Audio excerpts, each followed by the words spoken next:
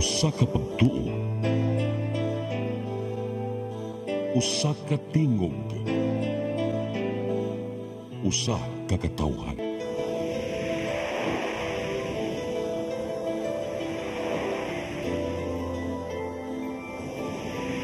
Cebu Catholic Television Network.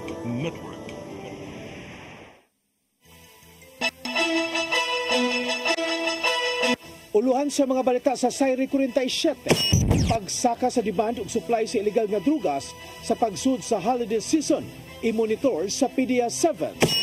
Siyudad sa Mandaue, mo-kanselar sa Christmas ug year-end activities, pundo iayuda sa mga biktima sa kalamidad sa Luzon. Black Time radio commentator nangilkil sa mayor sa Dakbayan sa Talisay na dakpa. 8 ka mga bahay na ugdaw sa sunog sa sitio Gumabila sa barangay Paknaan, Mandaue kagahapon. Sugbo, Kabisayan ug Mindanao, Pilipinas ug katawhan kutos maabot sa tong Sibya sa tibuok kalibutan mayong hapon. Live kita karon sa CCTN Channel 47 ug kini ang tulumanon sa nag-unang kasayuran nga angay natong masayran. Sa nga ni Attorney Danica Caballes, ako si Dennis Tabar ug kini ang Sayri 47.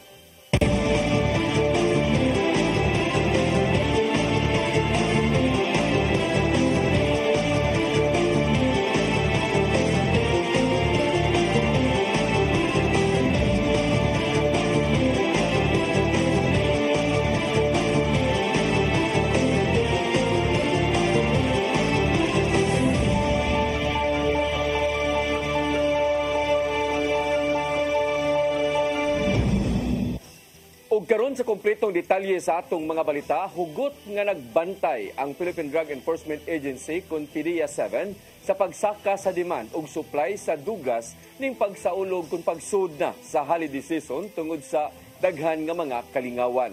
Nakigalayo na sila sa kapulisan ug ubang ahensya sa gobyerno aron mabantayan ang pagsud sa illegal nga drugas. Ang kasayuran ihatod ni Arnold Bustamante. Napanglantawan karon sa Philippine Drug Enforcement Agency 7 nga mosaka ang demand sa illegal nga druga sa tol sa holiday season nga tungod ani dako usab ang posibilidad nga mosaka ang supply sa bisan unsa nga matang sa illegal nga drugas. Mato ni Lia Alcantara, ang information officer sa PDEA 7 nga ilan kini nga gipanganlantawan nga kato nga mga dunay problema sa paggamit sa illegal nga drugas nga kung nga makakwarta mangita ning paagi nga makapalita. Gani ilan kini nga nabantayan karon din ang kapulisan dinaghan na aga masakmit nga illegal nga drugas sa matag operasyon niini nga nagpasabot nga nag-anamnag pangabot ang supply tungod sa nagsingabot nga holidays. Nakita man na nato sa mga recent operations sa law enforcement, especially sa PNP, makusay maka-join po ta dinagko ang ilahang confiscation kay possible na nagpundo na nangandam for the upcoming holidays. Kanini sumsud karon ang gagihimong anti-illegal drug operation sa PDEA 7 uban sa daing ahensya sa gobyerno ug ang pakikalayon kanila sa ilaga mga impormasyon nga nakuha kung nasa gikan ang supply nga mga bot sa Central Visayas. Hugot sa ilang gihimo karon nga monitoring aron mapungan ang pagsunod sa illegal nga drugas pinagi sa manampuson nga anti-drug operations. Intensified anti-illegal drug operations, sir, intensified coordination with other law enforcement units kay naamang ko information nga dili maabot sa amo ato sa PNP and isa na sa ma-proud ta ba moingon na diri sa Central Visayas sa atong mga law enforcement units maayo ang working relationship. Wala ba gitago ang PNP na gitago information, ang PDEA na gitago information.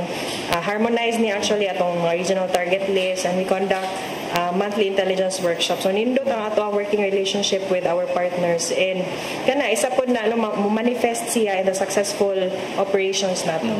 Ila ang sugbo nga transshipment area din hiagi ang supply sa illegal nga drugas alang sa mga silingan ining rehiyon sa Kabisayaan ug sa Mindanao. Apan sa usabang Central Visayas sa marketplace tungod sa kadaghan sa mga mugamit nga mahinungdan nga panambuon pa nila ang ilang mga operations uban sa PNP. Naa natay mga established routes gyud Sir Noldo sa kaning drugs nga mopasulod sa Central Visayas ug moagi sa Central Visayas kay amo na gi-explain before Central Visayas na siya market dire. Bagsakanan siya at the same time agianan siya. Ang Cebu paghihapon ang labing pinangita nga drugas karon nga mga panahona. Apan matod ni Alcantara nga wala lang sila nakatutok nini sanglit dunay uban nga mga drug user nga mogamit usab sa laing matang sa legal nga drugas. Gibutyag ni Alcantara nga inigsulod sa Disyembre hangtod na sa sinulog sa sunod nga tuig daghan na kaayo nga mga disco party di na usab dinha mukatap ang ilegal nga drugas sama sa shabu ug ecstasy. Arnold Bustamante, CCTV. Syudad sa Mandawi mo kanselar sa Christmas o year-end activities subay sa uhag sa Malacañang pagdaginot sa gasto sa Pasko ug pagpadangat og ayuda sa biktima sa kalamidad sa Luzon. Samtang giklaro nga 3.8 million og dili 5 million ang gigahin alang sa Christmas decorations. Ang kasayuran hatod ni Mary Rose Sagarino.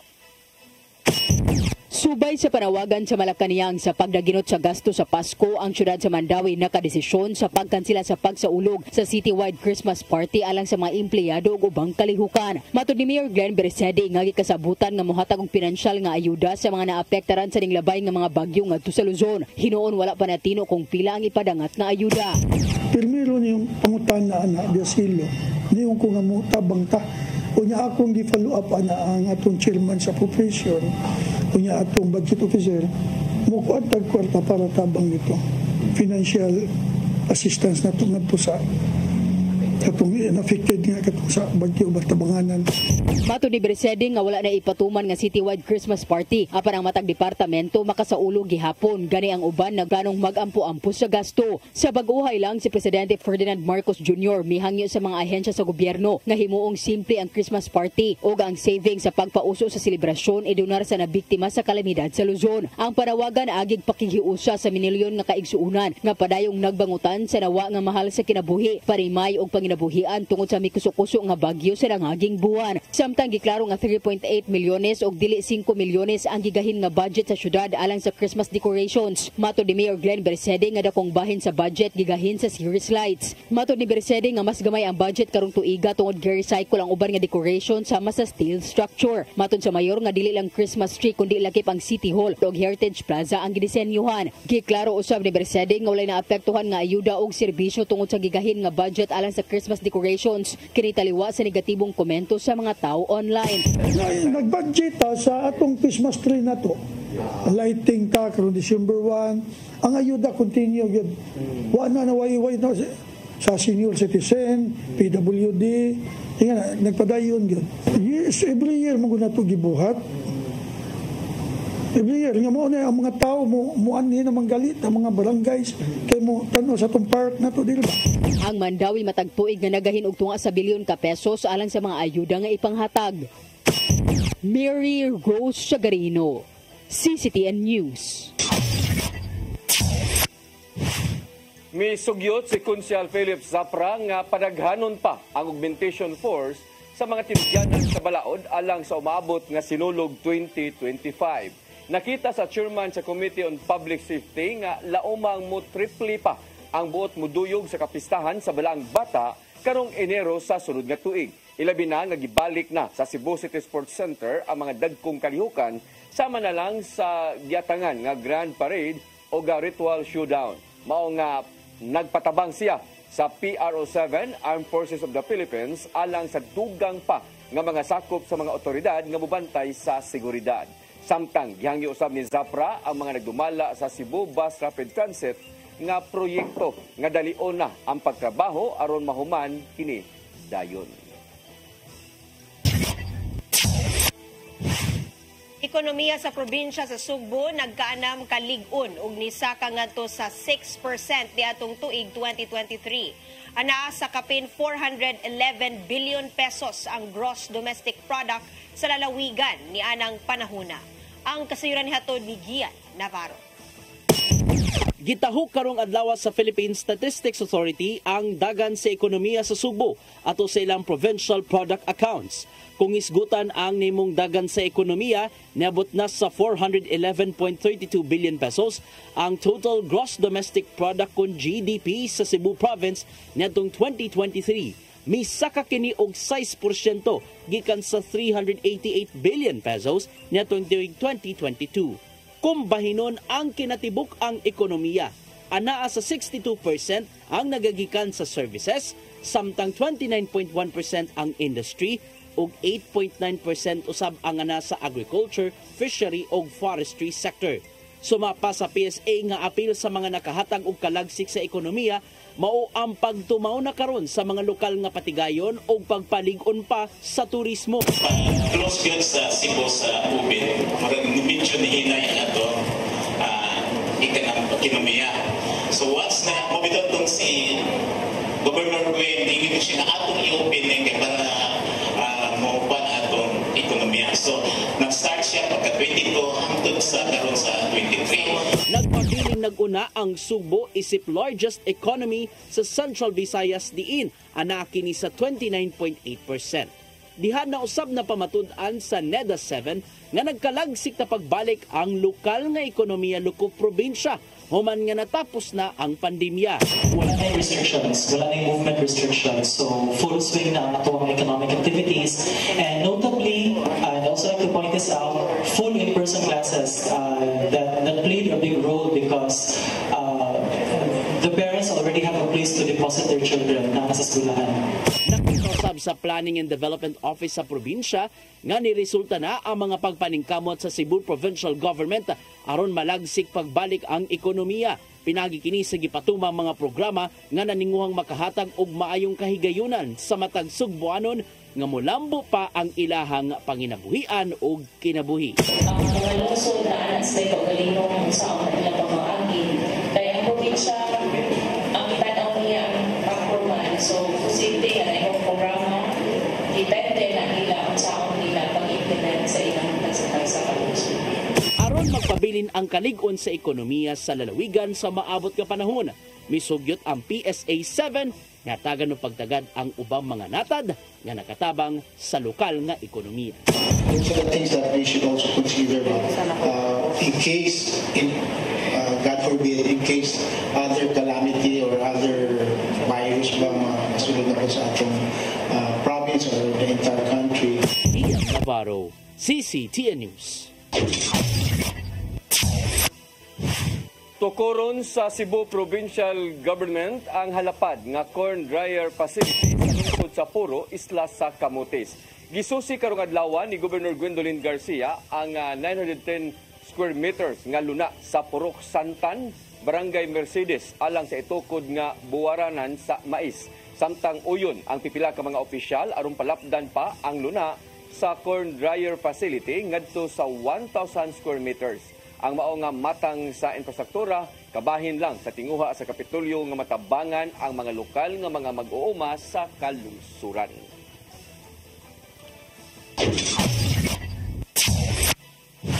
Mga kanhi police official nga gitaktak panahon sa administrasyong Duterte na nawagan og hustisya ngadto sa Kongreso. Gisaysay nila sa Quad Committee hearing nga walay igong basihan ang ilang dismissal. Ang kasayuran hatod ni Gian Navarro. Nanawagan og hustisya ang pipila ka mga kanhi police officials human sa ilang gidangatan ato sa administrasyon ni kanhi Presidente Rodrigo Duterte. Sila mao ang gipangtaktak sa serbisyo sa pangatungdanan kaniadto human sila gipasanginlan ni Duterte nga nalambigit sa illegal drug trade. Gipangunuhan nilang kanhi Regional Intelligence Chief Police Superintendent Ronald Alan Hipana ug General Bernardo Diaz ang maong panawagan ngadto sa Kongreso kuyog ang pipila ka mga dismissed police officers ikan sa Western Visayas. Gisaysay ni Hipana nga hilabihang kauwaw ang ilang naangkon human ginganlan ni Duterte ang mga sakop sa pulis nga gingong nagatubang sa maong pasangin. Nasuta sa Quad Committee hearing sa Kongreso kagabi nga sa pag-validate sa listahan na ay mga nangamatay lang og nakuwangan ang pangalan. Hangtod nga nadugay og niabot na lang og tuig 2021 ang desisyon sa PNP sa pagtaktak ilabi na ni Hipana labi na sa pagkapulis kay igo lang gisubay ang listahan ni Duterte. Duda usab sa mga police official nga posibleng adunay nahitabong cover up ngadto sa kadagkuan sa PNP maong hilabihan ng pag-antos niya ug sa mismong pamilya tungod sa kakuwang sa basihan sa mga pasangin. Kabahin among investigasyon sa mga naamong sa drug watch list ni kanhi Presidente Duterte. Susub-sub nga pagsubay sa mga nangamatay kaniadto tungod sa dugoong war on drugs. Gian Navarro, CCTN News.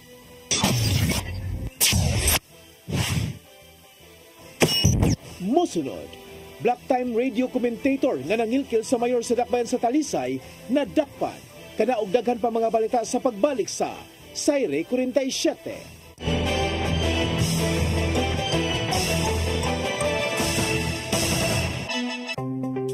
Discover the beauty of the Philippines.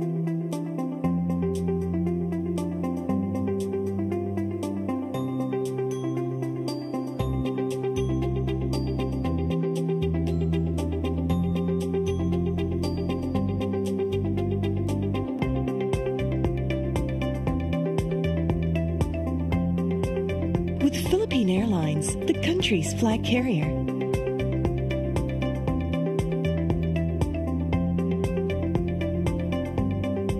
The airline that lets you feel the warmth of the nation.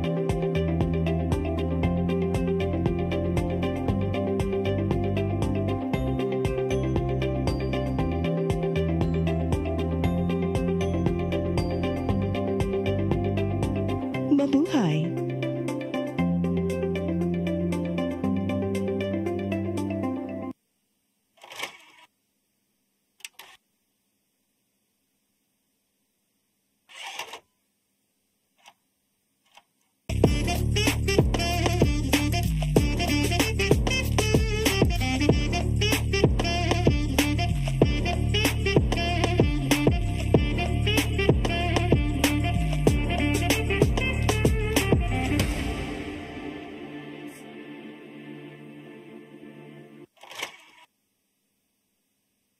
Start today.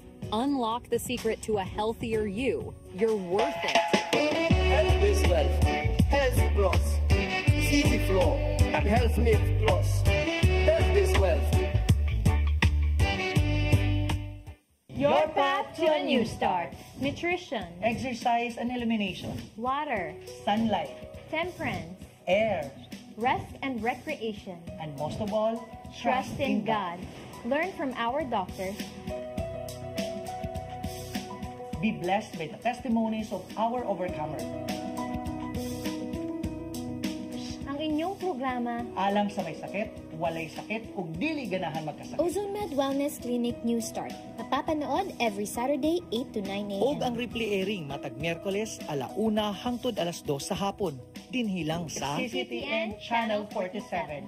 New Start, Ozone Med Health and Wellness Talk.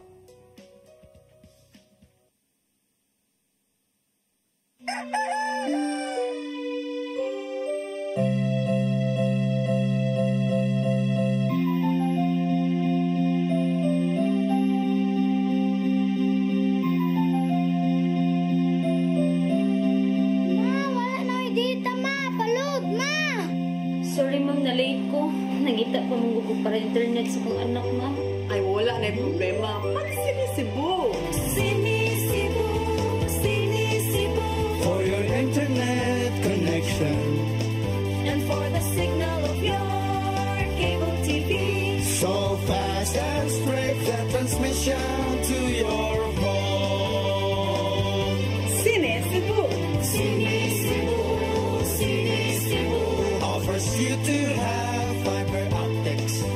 For your viewing experience, perfect and clear so far. So great and affordable for you to enjoy. Sinisibu. Sinisibu Television Network Incorporated offers fiber to the home broadband internet bundled with fiber to the home cable TV connection. Sinisibu Television Network Incorporated with its operation in Metro Cebu and the whole province of Cebu soon. And affordable for you to enjoy. Sinisibu. Na barangay chairman o kagawa, di hahaba rin kapalpakan nila. Eh kung may matitino, mapuputo agad yung kakinuan. Lumalangap ang hindi magagawa ng PNP. Ang umamin na sila ay failure. Liglig, siksik at umapaw na kuro-kuro na may kasamang kirot at tawanan. Ano ngayon? Kasama ang bagong niyong paboritong tandem, Nino Bonito at Chonke Bench. Ano ngayon? Ano ngayon? Ano ngayon?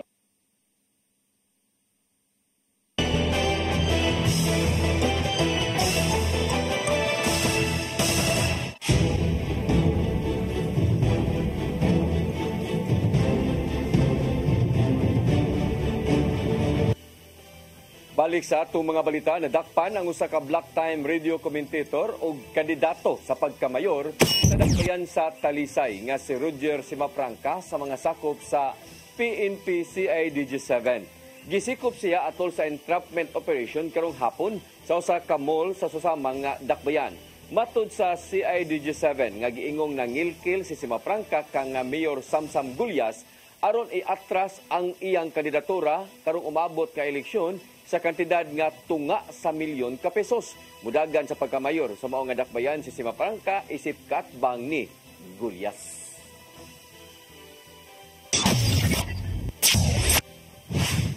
Zoilo Cortez Jr. nga nagtingwang mudagan sa pagkamayor sa syudad sa Mandaue, gideklarar nga nuisance candidate sa Commission on Elections. Gikanselar sa bangihang Certificate of Candidacy. Ang kasayuran hatod ni Mary Rose Sagarino.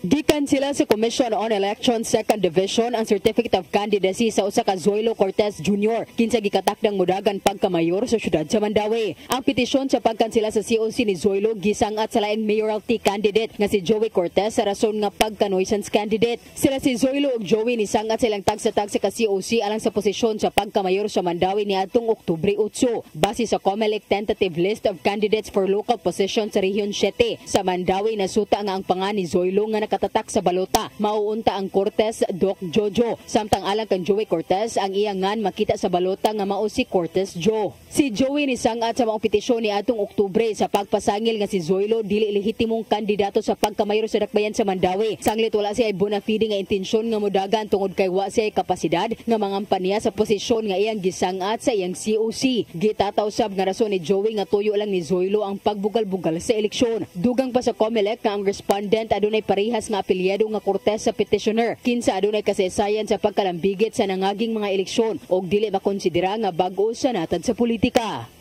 Mary Rose Sagarino, CCTN News. Pipila ka mga mayor sa Sugbo mipasalig nga ipadayon ang pag-ila sa katungod sa mga kabataan. Pinasubay kini sa naghinapos nga kasaulugan sa National Children's Month. Ang kasayuran ihatod ni Gian Navarro. Nagpahigayon ang Danao City LGU o Children's Congress kagahapon isip kabahin sa pagsaulog sa National Children's Month. Mihatag siyang State of the Children's Report si Mayor Mix Dorano aron pagsubay unsa naman ang nimong lakang sa lokal nilang kagamhanan ngadto sa mga batan-on. Gisiguro ni Dorano nga nagpabilin ang pag-ila sa katungod sa mga bata gikan sa maayong edukasyon, panglawas, pamuyo ug uban pa pinaagi sa ilang mga programa. Nagpadayon ang ilang mga health programs aron masiguro ang ilahang kahimsog. Apil usab silang pagsiguro mao ang pagbaton og maayong katambayan sa mga bata ug sa pamilya pinagi sa ilang child-friendly spaces. Samtang gikampanya nila ang paglikay sa child labor sa ilang syudad. Building constructions are continually implemented. For this year alone, construction of additional 48 classrooms worth at least 35 million pesos have already been constructed, and all these classrooms shall house our children within the year. Sa dakbayan sa Talisay, nakahigayon si Mayor Gerard Anthony Samsam Gulyas sa pagtambong sa ilang Children's Summit sa Milabayng adlaw. Gitoki sa mga panagtapok ang mga lakang sa kagamhanan sa syudad aron magpabilin ang katungod sa mga bata. Sama lang kini sa pagpakiglambigit sa mga kalihukan sa syudad, pagpanalipod sa kaugalingon o pagpadayon sa ilahang kinabuhi. Gihimug-atan ni Gulyas ang pagbaton og mga makiangayong lagda alang sa kinatibok ang kaayuhan sa mga batan-on. Kini pinagi sa pagtinabangay sa sektor sa pangagamhanan o sa ubang stakeholders. Gian Navarro, CCTN News. Konsehal Ray Gialon misugyot nga pahugtan na lang ang paggamit sa mga e-bike sa syudad sa Sugbo. Giuyunan kini sa mga kauban sa konseho tungod kay adunay bentahe ang maong matang sasakyanan. Ang kasayuran hatod ni Mary Rose Sagarino. Sa iyang privilege speech, gikasubo ni Consel Gray Gelon ang nahimong lakang sa dakbayan sa Mandawi nga mao ang pagban sa papasahero ang e-bike sa tanang dapit. Mao misugyot siya nga mas maayong pahugtan pa ang paggamit sa maong matang sasakyanan sa higayong mobiyahe na. Inay nga didaan, kinahanglang iparehistro na lang ang mga e-bike o tuduan ang mga magmaneho sa responsableng paggamit ni ini sa daan. Dugang pa nga angayang magbaton ang City Planning and Development Office sa pagbaton og lane sa alang sa e-bike.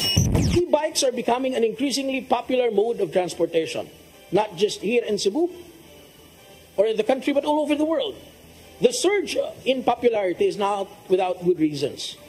E-bikes offer a host of benefits that align with our community's goals of environmental sustainability, accessible transportation, and economic opportunity. Uyon ang pipila ka mga kauban sa sugyot ni Zafra sa bintahi sa e-bike diin zero ang carbon emissions. Dako usab kini og gamit alang sa mga sulunong bahin sa dakbayan. And using e-bikes can save up to 500 pounds of carbon emission each year. An e-bike emits 40 to 140 times fewer pounds of greenhouse gases than a 30 miles per gallon gas car. In fact, in the city, daghaning mga barangays na ay e-bike. Mita, Pasil, Sawang, Suba, Dulho, even dito sa South District, Inayawan. We just have to pass an ordinance regulating it.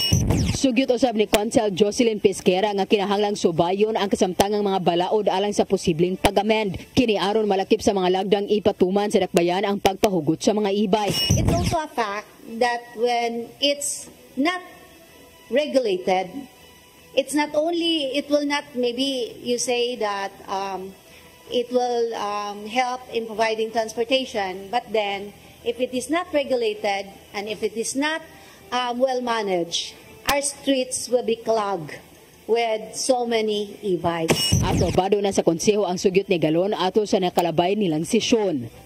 Mary Rose Shagarino, CCTN News. Kapulisan sa dakbayan sa Sugbo nakatala og 13 ka mga kaso sa pagpamusil sa tibok buwan sa Nobyembre. Ang hipi sa Cebu City Police Office ni pasalig gasulbaron kini pinaagi sa pagdakop sa mga responsable sa krimen ug pagtaral sa husgado. Ang kasayuran ihatod ni Arnold Bustamante.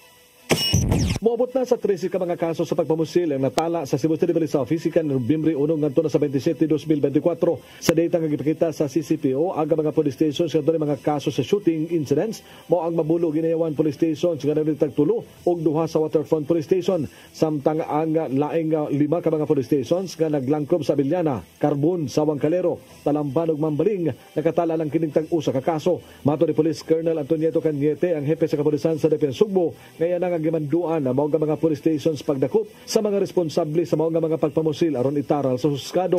Well, first of all, I directed the chief of station commanders and investigators to immediately identify or arrest the perpetrators. Most of them were already identified. So, hinahanap namin mga locations ng mga suspects and file the case immediately. Ginoon nga gipahibaw nga nailhan na ang mga responsable sa mga krimen ug milusad na og manhunt operation ng kapulisan. Sa investigasyon nga gihimo sa matag police stations, kasagaran sa nahitabong pusil, puros personal ang motibo ug naglambigit sa illegal nga drugas. Gipasalin ni Cañete nga luwas ra ang mga manupyo sa Depensa Sugbo apan peligro kini sa mga kriminal. Again, I have to assure to the public, lalo na yung mga pislabing legitimate yung mga transaction. As normal, as usual, you are safe, very, very safe. Pero katong sa mga nag-violate sa ang balaod nga sila mismo, I cannot assure yung safety nyo kay kamo mismo ang naghatag yung kagalingon nga mamutang sa delikado. Pero despite to that, justice is the justice. We need to arrest kung sino mang mag-violate and prosecute them. Sa pangayan nga mahadlok ang publiko, ilabi na sa panahon sa kagabion tungod kay daghan na aga mga pulis nga gipakatap sa kadalanan aron dali nga makaresponde kung dunay kriminal nga magpabadlong. Awhag lang niya sa katawhan nga kung adunay mamatikdan nga karudahan ug kung dunay nahitabong krimen sa ilang duol, mutawag dayon sa police hotline aron mahatagan dayon nila kini sa pagtagad. Arnold Bustamante, CCTN News. Dula 9,000 ka mga benepisyaryo sa ayuda para sa kapos ang kita program kon AKAP sa isla sa Ulango napuran og tag 1,500 pesos human sa tulo ka adlaw nga payout sa Department of Social Welfare and Development 7. Ang Regional Director sa DSWD-7 may pasabot kung nganong maong kantidad ra ang nadawat sa mga benepisyaryo. Ang kasayuran hato ni Crystal Joy Pelerca. Nahuman na kagahapong adlaw ang pagpang-apod-apod og financial assistance sa mga benepisyaryo sa AKAP kun ayuda para sa kapos ang kita program sa Olango Island, Dakbayan sa Lapu-Lapu. Dulaan 9,000 ka mga benepisyaryo gikan sa 11 ka mga barangay sa isla ang nakadawat og tag 1,500 pesos. Niadtong Lunes, unang naapuran ang 3,007 ka mga benepisyaryo gikan sa barangay Baring, Talima ug Tinggo. Samtang sa ikaduhang adlaw sa payout, ang 3,107 na usab ka mga benepisyaryo gikan sa barangay Sabang, Tungasan, Kauhagan ug Panganan ang nakadawat sa maong tabang pinansyal. Ug kagahapong adlaw, ang 2,839 na usab ka mga benepisyaryo gikan sa barangay Santa Rosa, San Vicente ug Kaubian. Sa nanglabay nga mga AKAP payout sa mainland Lapu-Lapu, ang mga benepisyaryo nakadawat og tag 3,000 pesos. Apan mihatag og pagpasabot si Regional Director Shalane Marie Lucero sa DSWD Field Office 7 nga ang standard nga kantidad nga ihatag sa mong programa anaa sa 2,000 ngadto sa 10,000 pesos. Apan posible kining magbag-o depende sa gidaghanon sa mga benepisyaryo og sa pondo sa DSWD. Given the number of possible beneficiaries who are working and are earning below minimum wage or really low income, we have to make sure that whatever available resources we have in DSWD will have to be able to benefit those who need it. So, ang basihan gud permi is the assessment of the social workers. Giklaro usab niya nga sa AKAP program, kinahanglan nga ang mga benepisyaryo niini adunay mga trabaho apan mga minimum wage earner o mas ubos pa. So, you have an income.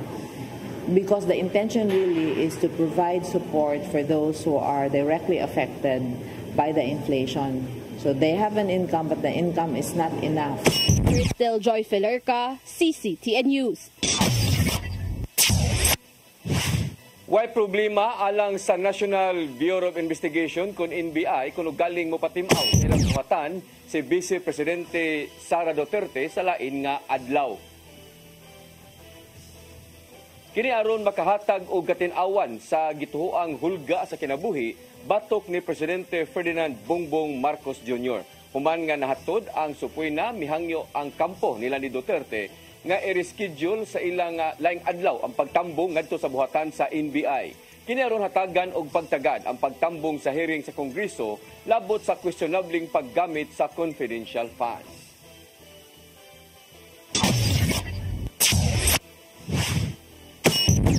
Mosunod, 8 ka mga balay na ugdaw sa sunog sa sitio Gumabila sa barangay Paknaan, Mandaue kagahapon.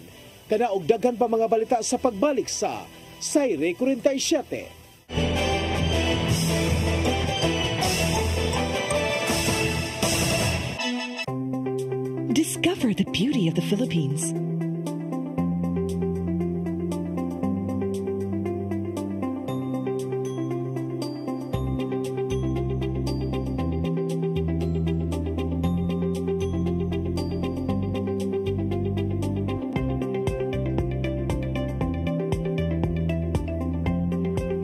With Philippine Airlines, the country's flag carrier.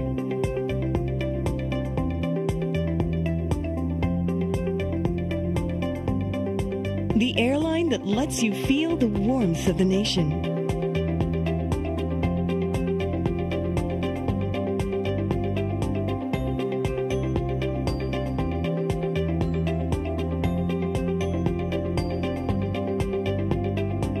Mabuhay!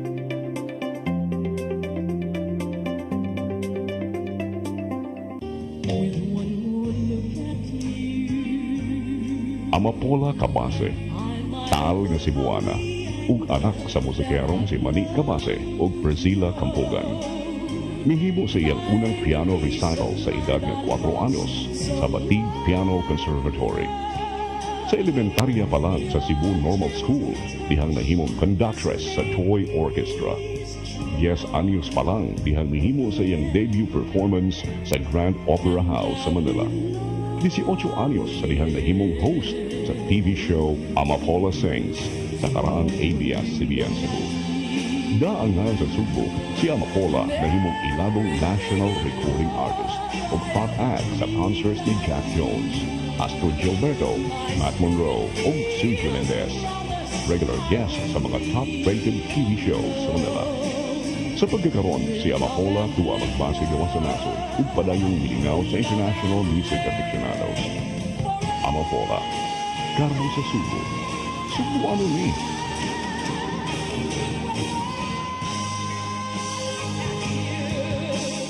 Start today. Unlock the secret to a healthier you. You're worth it. Health is wealth. Health Plus. Easy Flow and Health Lift Plus. Health is wealth. Your path to a new start. Nutrition, Exercise and elimination. water, Sunlight. temperance, Air. rest and recreation. And most of all, Trust in God. Learn from our doctors. Be blessed by the testimonies of our overcomer. Ang inyong programa, Alam sa may sakit, walay sakit, ug dili ganahan magkasakit. Ozone Med Wellness Clinic New Start. Mapapanood every Saturday 8 to 9 a.m. Og ang replay airing matag Miyerkules 1:00 hangtod 2:00 sa hapon. Dinhilang sa CCTN Channel 47. New Start, Ozone Med Health and Wellness Talk.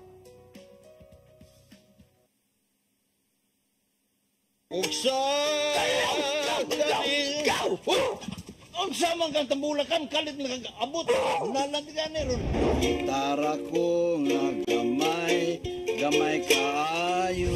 Gitara ko nga dako, gamay kaayo. Dailing. Sa man ang utangan nga naam na si mong luyo dito. Pamanggoy siya na ikatubang ni mo Dailing kay. Tarong mo? Nganong imong kung iapel ni Dailing ha? Wa man ko'y labot. Kini panil nga, kini.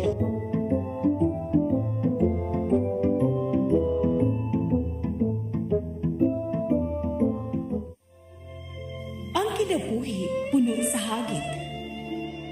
Sugpil na ka, Dria! Ay, pag-inalte! Magdita ka! Puno sa pangutana. Bata pa gani ka kayo? Nagkuyap-uyap na ka? Kinsa man ang mga sakitin nato din ay karoon na kinsa! Kung si buti mo'y pasabot, Daddy! Puno sa luha. Pagpili pang ako nga imong anak o kana imong mga babae. Kasuko. Ano pa? Ano mo itong kalipapa?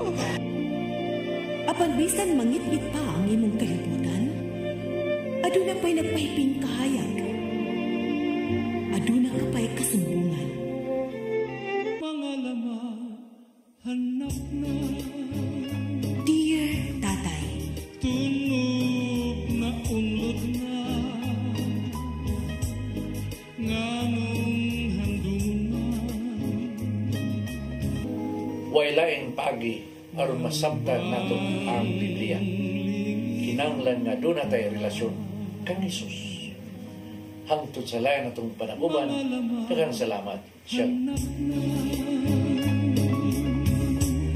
Tunog na unlod na.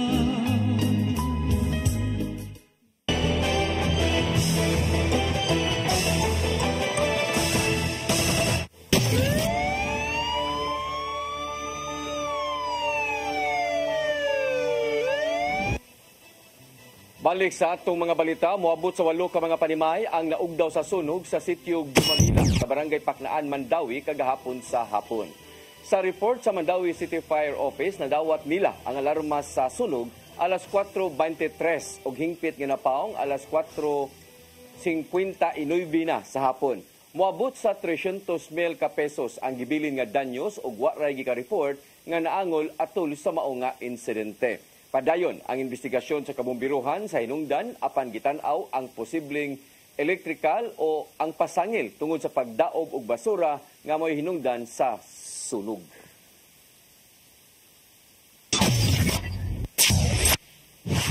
Nanawagan ng Lapu-Lapu City Police Office sa katawhan nga kanunay magbinantayon og dili magpailad, ilabi na sa mga text messages. Kinihuman nakadawat ang buhatan og impormasyon nga gigamit ang pangalan ni Acting City Director Police Colonel Dian Agustin sa pagpang-scam.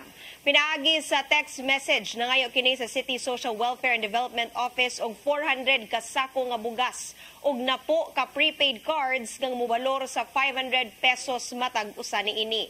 Mipainomdom ang LCPO nga ang kapulisan dili mangayo og bisan unsa sa mga pribado ug pampublikong ahensya. Mao nga maong text nga gipadangat sa usa ka kawani sa CSWDO usa ka matang sa pagpang-scam.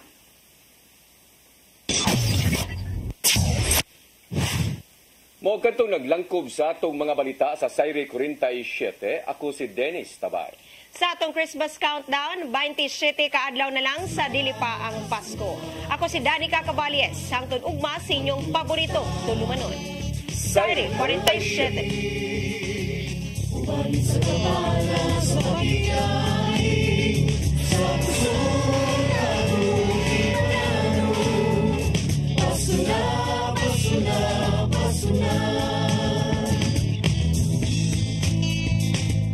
Gugma ang angay na kong kaambi sa iksuntang hubo, gutom sa pagmahal.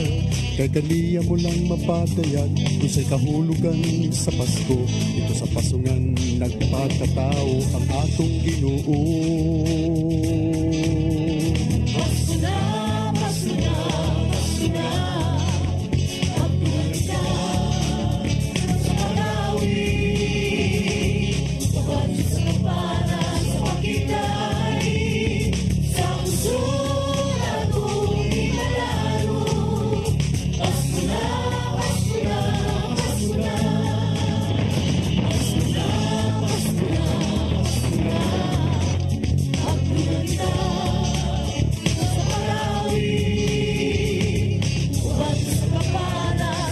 Start today. Unlock the secret to a healthier you. You're worth it.